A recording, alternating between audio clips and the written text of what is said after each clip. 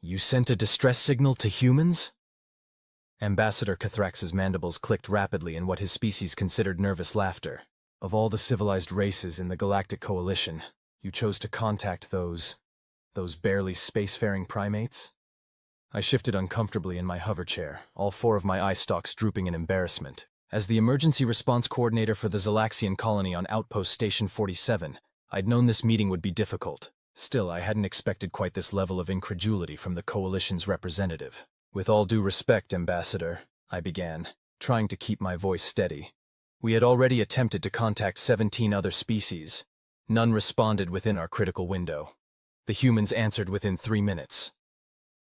The ambassador's crimson exoskeleton flushed a deeper shade of red. Always a dangerous sign when dealing with arthropodians. 3 minutes? That's impossible. Their communication technology is practically Stone Age compared to ours. I pulled up the transmission logs on my datapad, letting the holographic display fill the space between us. See for yourself, sir. Not only did they respond immediately, but they had already begun mobilizing their emergency response teams before the conversation was even finished. The timestamp was there in glowing blue digits, impossible to dispute. Cathrax's antennae twitched as he processed the information. But their ships are so primitive, he sputtered. They still use chemical rockets for atmospheric entry, for void's sake. I couldn't help but smile, remembering the events of 2 standard cycles ago. Perhaps you'd like to hear exactly what happened when those primitive humans arrived at our colony. The ambassador settled back in his chair, mandibles still twitching with barely contained disdain. Very well. Enlighten me. The emergency had begun like any other day on Outpost 47, which is to say, absolutely nothing was going according to plan. Our atmospheric processors had been acting up for weeks, but the Coalition's maintenance schedule had us listed for repairs sometime in the next standard year. Not exactly helpful when your colony's air starts turning toxic. When the primary processor finally failed, we had approximately 30 hours before the backup systems would be overwhelmed.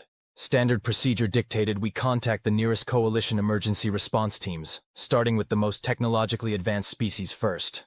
The Quantarians, masters of atmospheric manipulation, no response. The Void Architects of Epsilon, automated message saying they were currently experiencing higher than normal call volumes. The Mechanoid Collective, they sent back a 40-page requisition form that would take longer to fill out than our remaining oxygen supply would last. 15 more species, 15 more dead ends. That's when Junior Communications Officer Plex, fresh out of the academy and still naive enough to think outside the box, made a suggestion that should have gotten her fired. What about the humans? She had chirped, all 6 of her appendages wiggling with excitement. They're only 2 systems away, and I hear they're really into this helping people thing. I'd nearly laughed her out of the control room. Humans? The species that had achieved FTL travel barely 50 years ago? The ones who still got excited about finding bacteria on other planets? The race that insisted on putting their squishy bodies into dangerous situations instead of sending drones like any sensible species would? But we were running out of options. And oxygen. So I authorized the transmission, fully expecting to be looking for a new job the next day, assuming we survived that long. The response was nearly instantaneous. This is Captain Sarah Chen of the Earth Emergency Response Vessel Horizon. We received your distress call. What's your situation? No automated systems. No forms. No bureaucracy. Just a human voice, ready to help. I explained our situation, trying to sound professional despite my growing desperation. Captain Chen asked precisely 4 questions. 1. How many people need to be evacuated? 2. What's your atmospheric composition? 3. Do you have landing facilities for a ship roughly the size of a football field? 4. Do you like pizza? The first 3 questions made perfect sense. The 4th one threw me completely. Pizza? I had asked, wondering if our universal translator was malfunctioning. Yeah, pizza. The crew's favorite is pepperoni, but we've got vegetarian options too. Figure everyone's going to be pretty stressed, and nothing brings people together like sharing a meal. Plus, we've got these awesome portable ovens that work in any atmosphere, or lack thereof. I later learned that this was perfectly normal human behavior, planning for both imminent disaster and dinner simultaneously. Before I could formulate a response about alien dietary restrictions, Captain Chen continued. Never mind, we'll bring a variety. ETA 47 minutes. Hang tight, folks. Horizon out.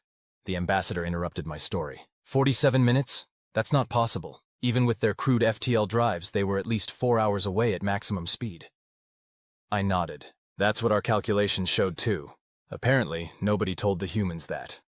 They arrived in exactly 47 minutes, their ship breaking every known law of physics and probably a few local traffic ordinances as well.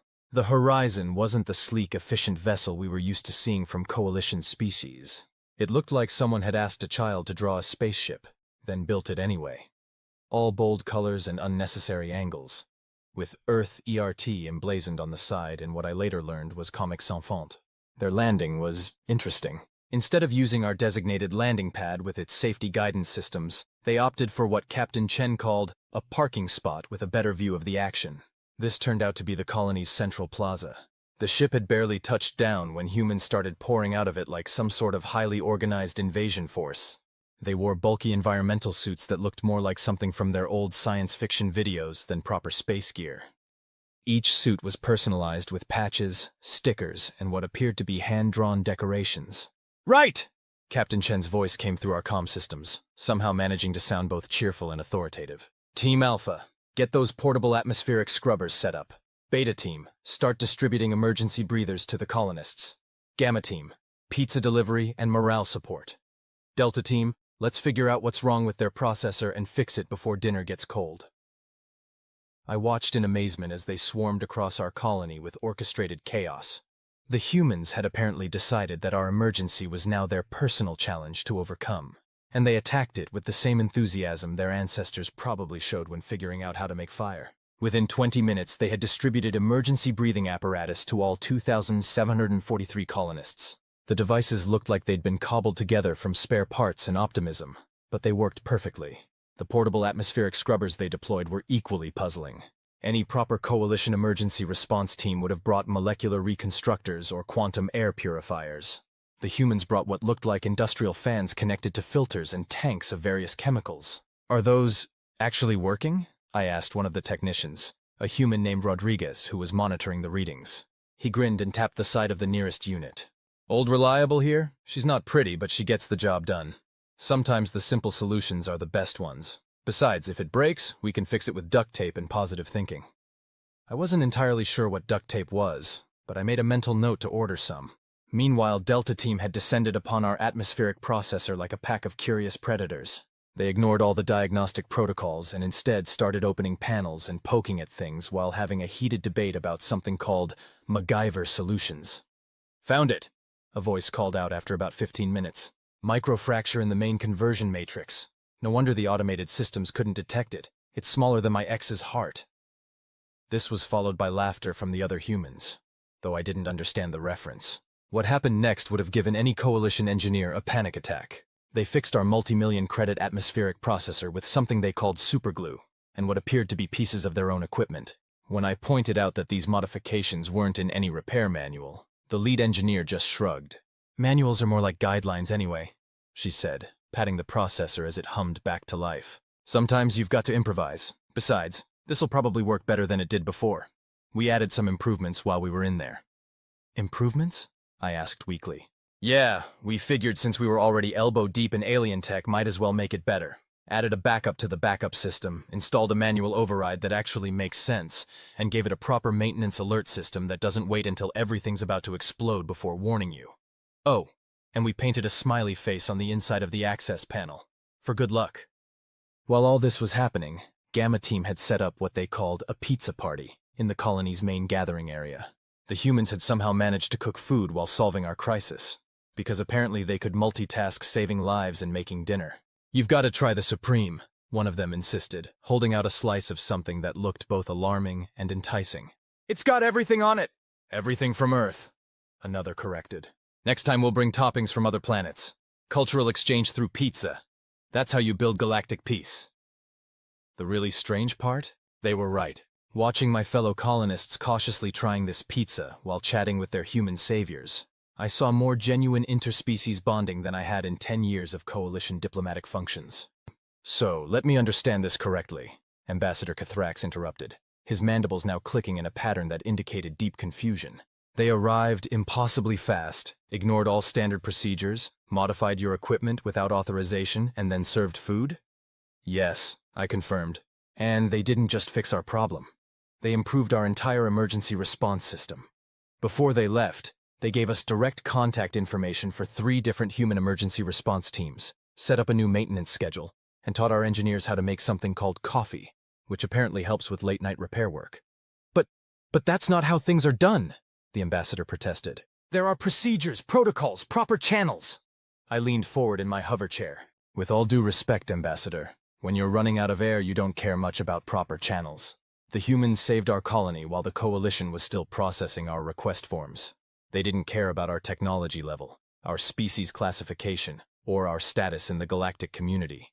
They just helped because they could. And the pizza? He asked weakly. Was surprisingly good, I admitted.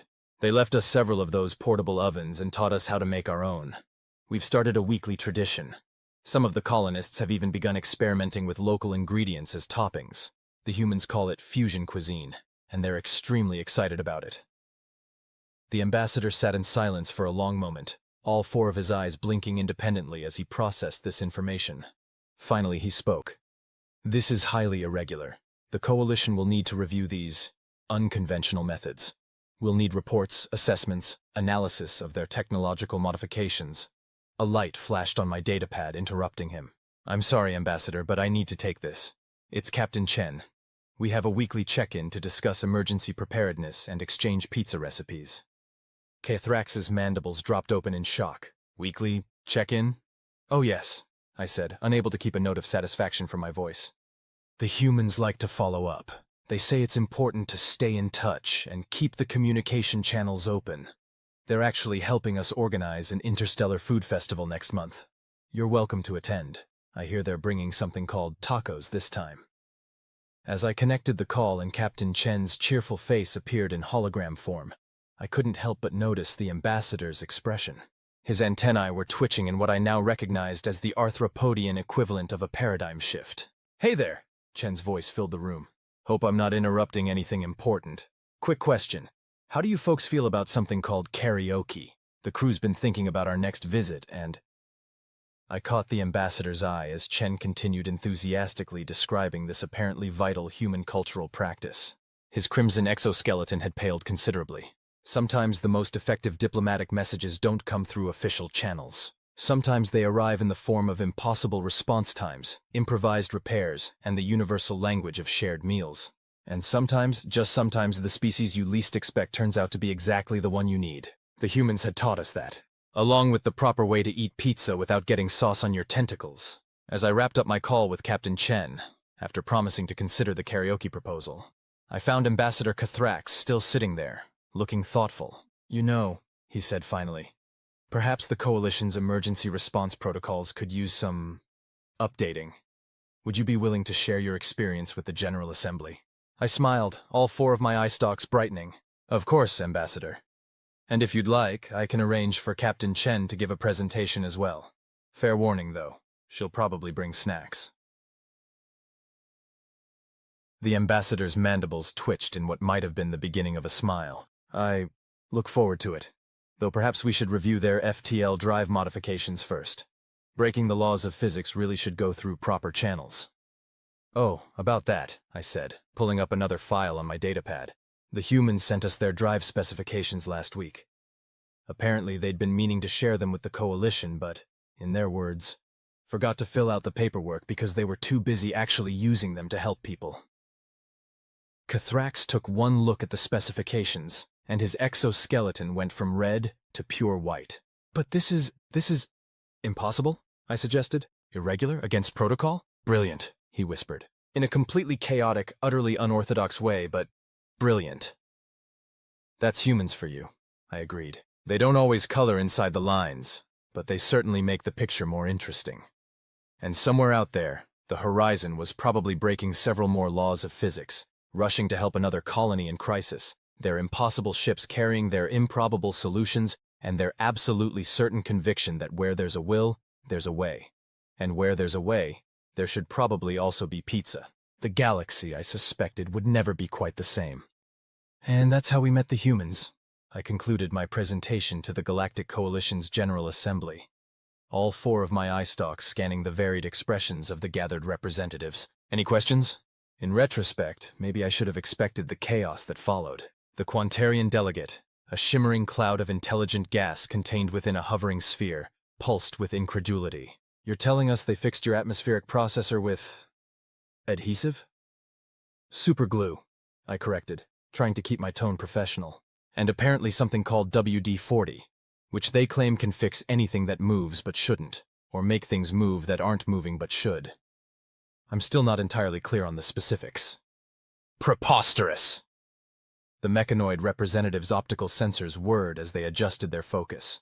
Our analysis indicates a 0.0034% probability of such primitive materials producing a viable repair. From the back of the chamber came a familiar voice. Yeah, well, your analysis also said there was a 0% chance of us reaching their colony in 47 minutes, but here we are. The assembly turned as one to see Captain Sarah Chen leaning against the doorframe, still wearing her Earth Emergency Response Team uniform with its countless patches and modifications. She had that particular human expression that I'd learned to recognize, the one that meant she was about to cheerfully demolish someone's preconceptions. Captain Chen, I acknowledged, feeling simultaneously relieved and anxious. I didn't expect you for another hour. She shrugged, pushing off from the doorframe. We made good time. Also, we might have slightly bent the laws of physics again. Don't worry, though. We filled out all the paperwork this time. Most of it, anyway. The important parts. The mechanoid's circuits practically sizzled with indignation. Laws of physics cannot be bent. Sure they can, Chen replied, making her way to the front of the chamber. You just have to ask them nicely and promise to put them back the way you found them. Usually works better if you bring snacks too. Speaking of which... She pulled out what appeared to be a small thermal container from her pack. Anyone hungry? We brought space tacos. And before you ask, yes, we somehow managed to cook them while breaking the laws of physics. We're excellent multitaskers. The Void Architect's representative, a being of pure energy, flickered in what might have been interest. These... tacos. They are some form of diplomatic offering? Nah, Chen grinned, opening the container and releasing an aroma that made several species' sensory organs twitch appreciatively. They're just good food, though I suppose you could call them a diplomatic offering if it makes you feel better about wanting one. We've got options for all dietary requirements, including photosynthetic and energy-based life forms. I watched in amazement as the formal proceedings of the Galactic Coalition's General Assembly devolved into what humans would call a food truck Friday, albeit one with significantly more tentacles and electromagnetic beings involved. The Quantarian delegate, after some initial hesitation, figured out how to absorb the essence of a taco through their containment sphere. Their usual silver coloring took on a distinct reddish tinge, which Chen assured everyone was just the hot sauce kicking in. Even the mechanoid representative, despite their earlier protests, was carefully analyzing what Chen called a deconstructed taco bowl, their sensors working overtime to catalog every ingredient. This is completely irregular, Ambassador Cathrax murmured beside me, though I noticed he was on his third taco. The General Assembly has protocols for everything except humans, I finished for him. Perhaps that's exactly why we need them. Chen had somehow produced a holographic presentation system from her seemingly bottomless pack, and was now enthusiastically explaining the modifications they'd made to their ship's FTL drives. See, the problem wasn't the physics, she was saying, manipulating the 3D display with practiced ease. The problem was that everyone assumed there was only one way to do it. We just asked ourselves, what if we tried something completely ridiculous instead? But the calculations, the Void Architect began. Oh, those came later, Chen waved dismissively. First we had to prove it could work despite what the calculations said was impossible. Then we had our scientists figure out why it worked. They're still arguing about that part, actually. Something about quantum tunneling and probability matrices. But honestly, as long as it gets us where we need to go in time to help people, we're good. The assembly chamber had never seen anything quite like it. Here was a species that had barely joined the galactic community, casually rewriting the rules that had governed interstellar travel for millennia, all while serving handheld food and making jokes about physics. And the best part, Chen continued, pulling up another diagram, is that these modifications can be applied to pretty much any ship. We've already drawn up plans for adapting different propulsion systems. Figure it's only fair to share. Emergency response times shouldn't depend on which species built your engine. The chamber erupted in a cacophony of voices, appendages, and energy fluctuations. The mere suggestion of humans modifying their sacred technology was enough to send several delegates into various states of agitation. Now hold on. Chen raised her hands in a placating gesture. Before anyone gets their tentacles in a twist, yes, I'm looking at you, Ambassador Zilksthor. Hear me out. We're not saying our way is better. We're just saying it's another option. Sometimes you need to color outside the lines to get the picture right. I couldn't help but notice that despite their protests, most of the delegates were already examining the technical specifications with intense interest. The mechanoid representative had moved from scanning tacos to running simulations on the drive modifications, their processors humming with unprecedented activity. "This is either the beginning of a new era in galactic cooperation," Ambassador Cathrax observed, "or the start of complete chaos." "Knowing the humans?" I replied, watching as Chen began explaining something called salsa dancing to a particularly interested group of energy beings. "Probably both." The next few hours were a blur of technical discussions, cultural exchanges, and what the humans called impromptu team-building exercises. I'm still not entirely sure how we ended up with a conga line of void architects weaving through the chamber, or why the mechanoid representative was attempting to learn something called the electric slide. But by the end of the session, two things had become clear. First, the Coalition's emergency response protocols were going to need a complete overhaul.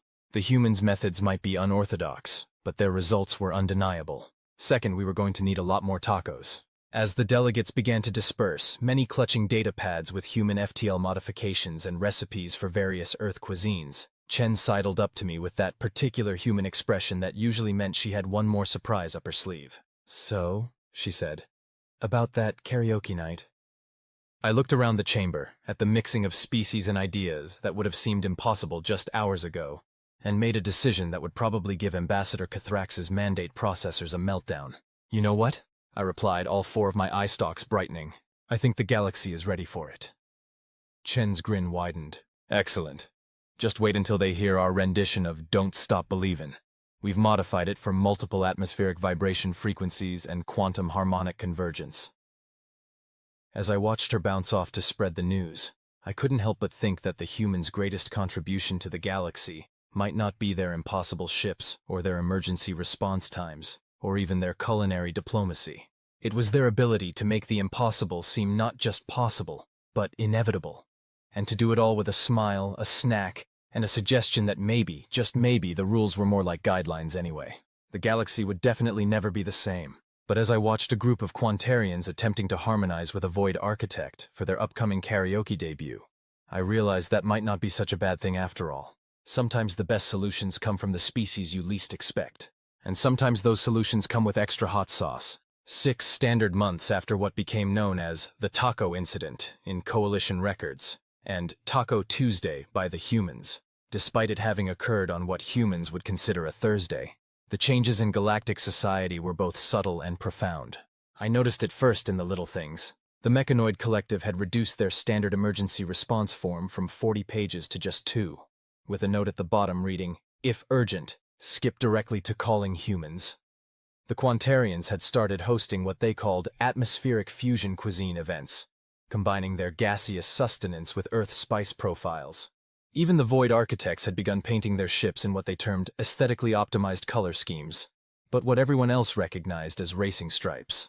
But today marked the biggest change yet. The inaugural meeting of the Coalition's new Emergency Response Division, unofficially dubbed the Human Method Task Force.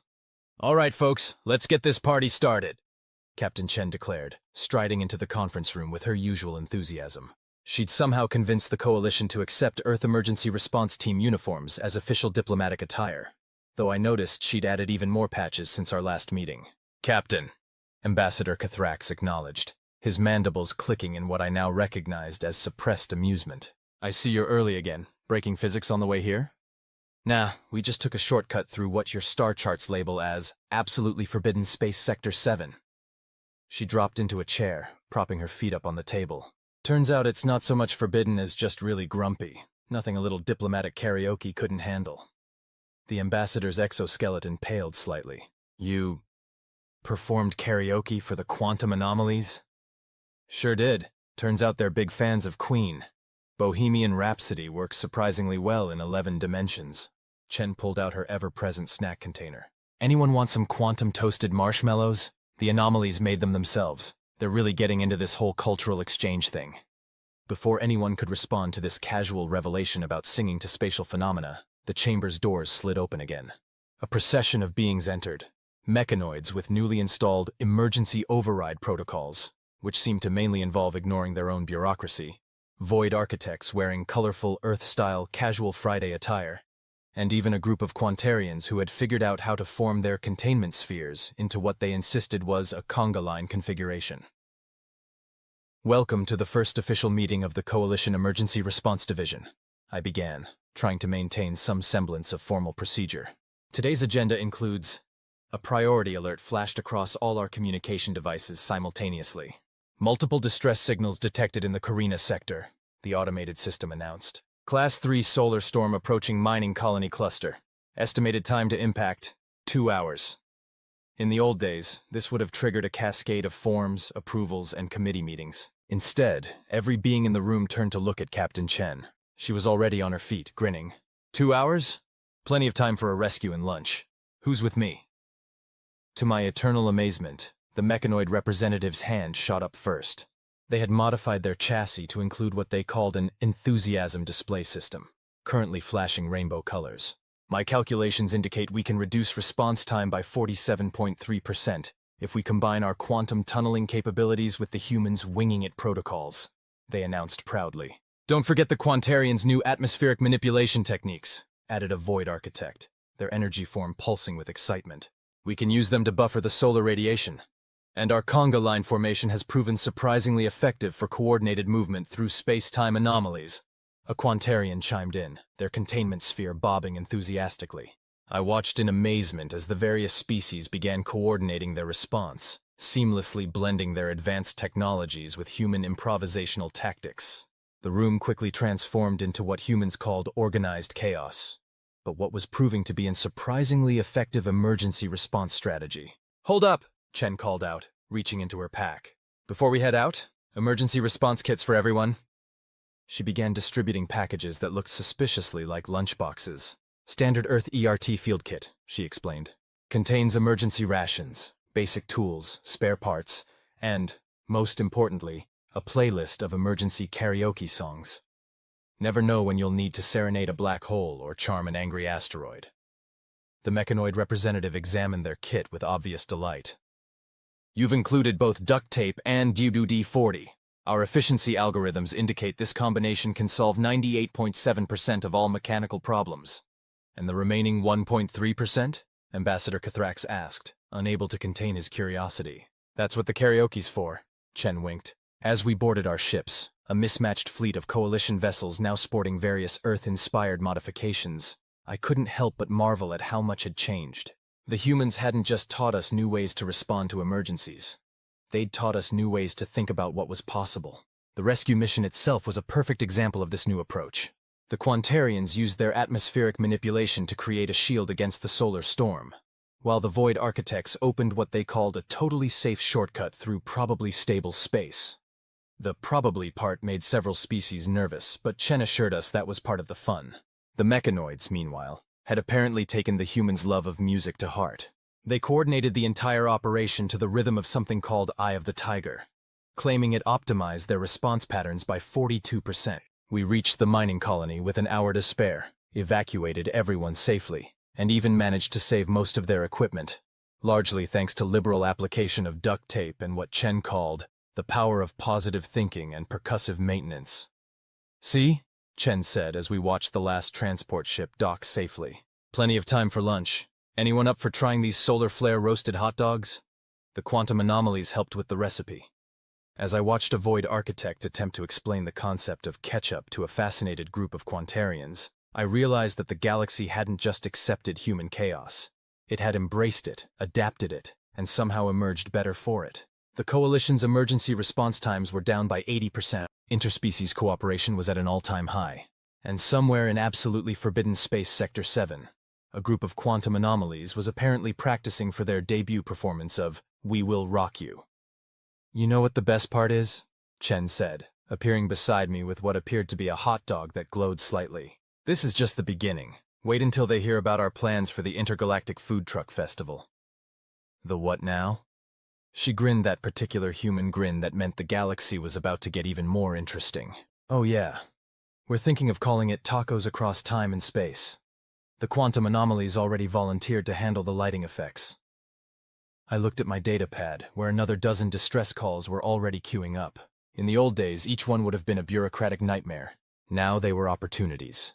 Chances to help, to improve, to maybe try out some new recipes along the way. You know what? I said, all four of my eye stalks bright with anticipation. I think the galaxy is ready for that too. That's the spirit. Chen clapped me on what she probably thought was my shoulder. Now, who wants to help me teach the mechanoids the Macarena? They think it might improve their joint mobility by at least 23%.